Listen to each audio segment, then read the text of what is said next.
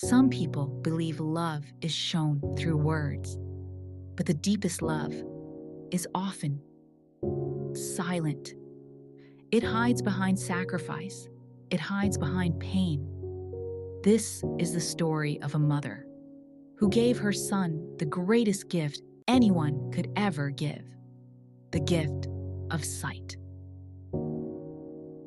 The day the war took a father. The village was quiet the morning the letter came. A soft wind moved through the small wooden houses.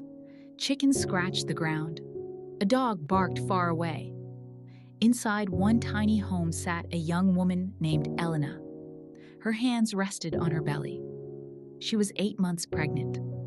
She was waiting for a letter from her husband, Daniel, who had gone to war many months before. When the knock came on the door, Elena smiled. "Maybe he's coming home," she whispered. But when she opened the door, 2 soldiers stood outside. Their faces were heavy. One of them slowly removed his hat. "Elena, we're sorry." The words fell like stones. Daniel would never come home. He had died during the war. Elena didn't cry at first. She simply held her stomach and whispered softly, "Your father was brave, my little one." A hard beginning. After Daniel's death, life became very difficult. Elena had no money, no family nearby, no husband to help. Some days she ate very little. Some days she didn't eat at all. But every night she spoke to the baby growing inside her. "You are strong," she told him. "You will have a good life." Months later, on a rainy evening, Elena gave birth to a baby boy. She named him Lucas. He had tiny fingers, soft cheeks, and a quiet smile. But after a few days, the doctor noticed something.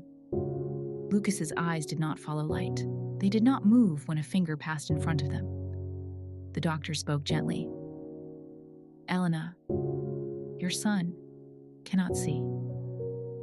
The words broke her heart, but she held Lucas close and whispered, "Then I will be your eyes."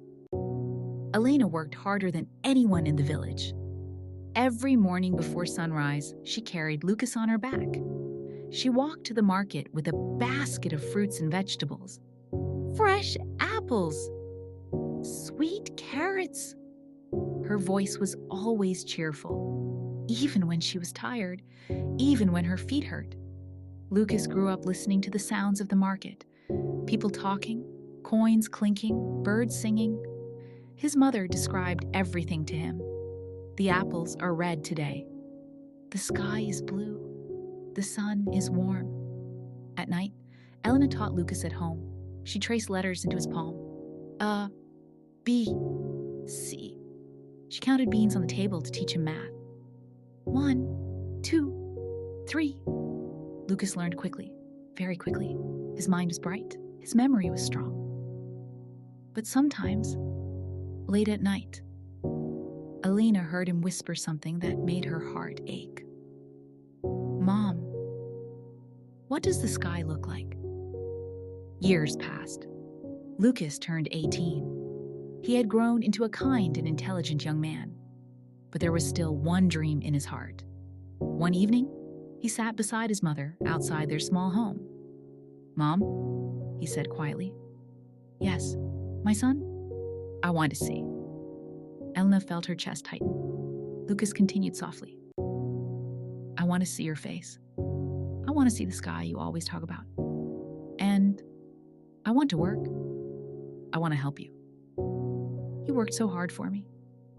Elena smiled, but tears filled her eyes. "My son, you have already given me happiness." But Lucas shook his head. "I want to live a normal life." Those words stayed in Elena's heart. After many months of saving small coins, Elena finally had enough money to visit a doctor in the city. Lucas held her arm as they walked inside the hospital. The doctor examined Lucas carefully. After some tests, he said something surprising. "There may be hope." Lucas leaned forward. What do you mean? If someone donates corneas, we might be able to restore your sight. Lucas's heart raced. But, the doctor continued, the surgery is expensive. Very expensive. Lucas slowly lowered his head. He already knew the answer.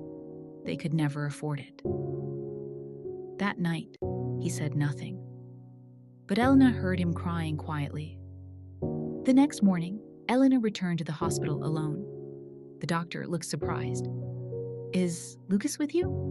No, she said gently. I came to ask something. The doctor listened carefully. Elena spoke slowly. Can I donate my eyes to my son? The doctor froze. You mean your corneas?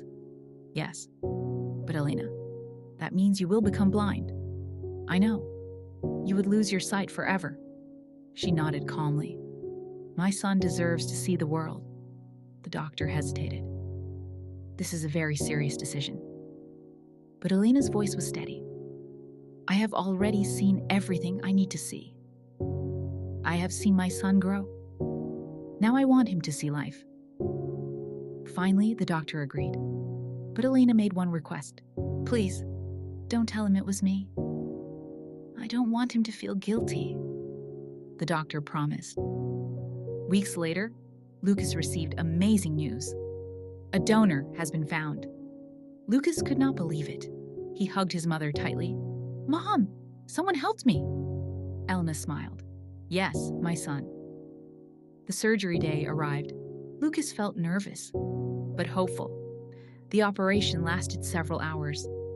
When Lucas woke up, his eyes were covered with bandages. The doctor returned later.